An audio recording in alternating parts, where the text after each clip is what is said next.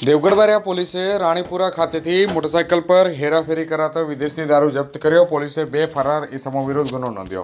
આ તારીખ 15/11/2024 શુક્રવારના રોજ મળતી માહિતી અનુસાર દેવગઢ બારિયા પોલીસ સ્ટાફ જેઓ કે પેટ્રોલિંગ પર નીકળ્યા હતા તે દરમિયાન તેઓને ખાનગી રહે બાતમી મળી હતી કે એક હીરો કંપની મોટરસાઇકલ ઉપર 2 અજાણ્યા ઇસમો મોટરસાઇકલ પર ભારતીય બનાવટનો વિદેશી દારૂ ભરી લાવી અને રાણીપુરા તરફ જવાના છે। જે બાતમીના આધારે પોલીસ દ્વારા બાતમી દર્શાવેલ સ્થળ પર વોચ ગોઠવવામાં આવી હતી, જેમાં મોટરસાઇકલ પર આવતા 2 ઇસમોને જોઈ અને પોલીસ દ્વારા તેઓને રોકવાનો ઇશારો કરતા સદન મોટરસાઇકલના ચાલકે પોતાની મોટરસાઇકલ સ્થળ પર મૂકી અને નાસી ગયા હતા।